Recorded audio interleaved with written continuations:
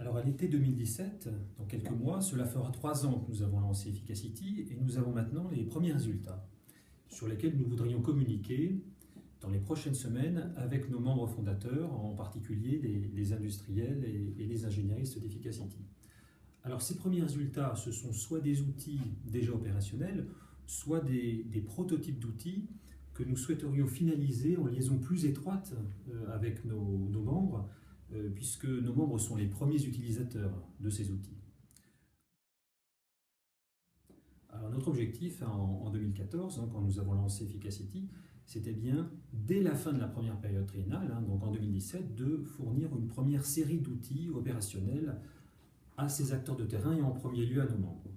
Alors j'ajoute que pour produire ces outils, nous avons une méthode originale autour de la recherche-action qui consiste en fait sur chacune de nos thématiques de R&D à développer des partenariats avec des acteurs de terrain, avec des projets concrets qui forment une sorte de territoire d'expérimentation pour nos travaux. Alors ça a un double intérêt.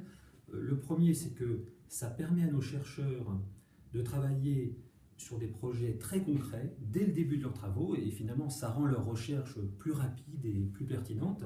Ça a un autre intérêt parce que ces partenariats de R&D fournissent à Efficacity comme à ses membres qui y participent des références tout à fait valorisantes, puisqu'en fait ces acteurs de terrain avec qui nous avons ces partenariats sont la plupart du temps très emblématiques. Alors je donne juste quelques exemples.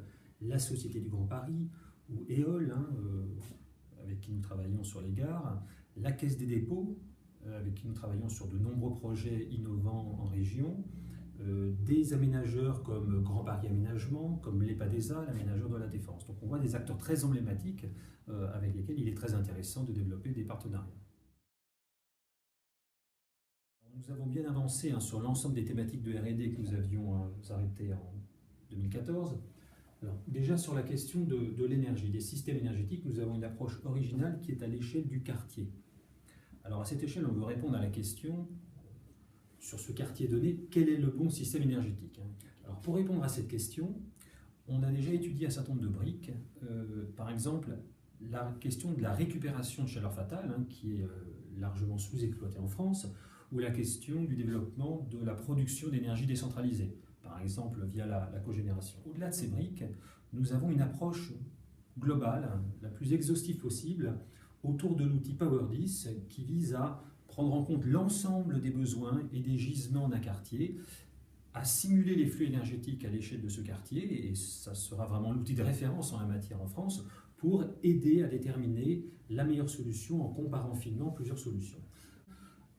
À l'échelle infraquartier, nous travaillons sur les îlots urbains et sur les pôles urbains. Donc à l'échelle des îlots, nous développons toute une chaîne d'outils qui va permettre aux promoteurs, à l'architecte, au bureau d'études, d'améliorer sa pratique et d'être plus efficace dans la conception d'un projet immobilier, donc à cette échelle. Sur le pôle gare maintenant, nous travaillons à la fois sur l'optimisation énergétique et nous travaillons sur l'aspect mobilité au niveau du quartier de gare. Nous développons également des outils ou des méthodes d'évaluation des performances des projets urbains qui intègrent l'ensemble des composants de ces projets, l'énergie, le cadre bâti, la mobilité, et puis également l'eau, les déchets. L'objectif, il est double, à la fois disposer d'outils permettant de comparer différentes variantes d'un projet d'aménagement. Il y a un autre objectif, à moyen terme, qui est de contribuer à la construction d'une certification de projets urbains, tel que ça existe déjà dans le bâtiment, et une certification qui attesterait des performances de ces projets donc à différentes échelles. Le dernier domaine, qui n'est pas des moindres, c'est la question du financement. Donc, des outils d'aide à la conception ou d'évaluation des performances des projets nous amènent à concevoir et à choisir les meilleurs projets, mais comment les financer? C'est souvent là-dessus que l'on bute. Alors on a deux approches.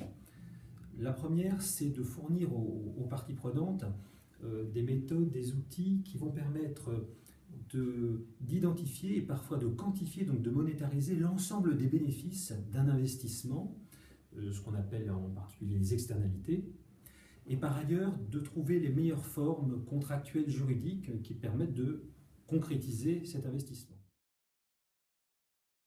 Alors nous travaillons bien sûr à la définition des travaux de R&D des 3 prochaines années.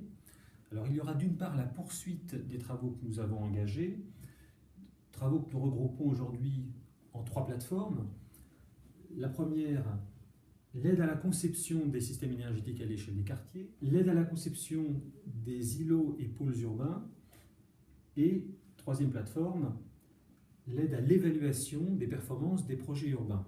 En plus de ces 3 plateformes, donc, nous allons développer une 4e plateforme qui est basée sur les travaux que nous allons mener avec le territoire de la Défense Sénarche, qui vont consister à instrumenter ce territoire, collecter ces données massives, temps réel, qui vont permettre d'enrichir les 3 plateformes que nous avons commencé à construire selon des approches jusqu'à maintenant assez classiques. Alors parallèlement à ces plateformes de R&D, nous allons poursuivre le développement des partenariats de R&D en France, mais également à l'export.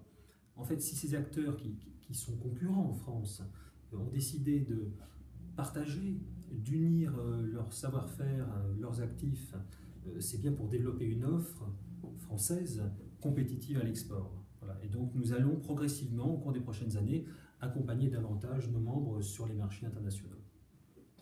Alors le mot de la fin, nous arrivons au terme de la première période triennale et donc je voudrais, en mon nom, mais bien sûr également au nom de Claude Arnaud, notre président, je voudrais remercier nos membres fondateurs pour la confiance qu'ils ont accordée à Efficacity, à ces équipes de recherche.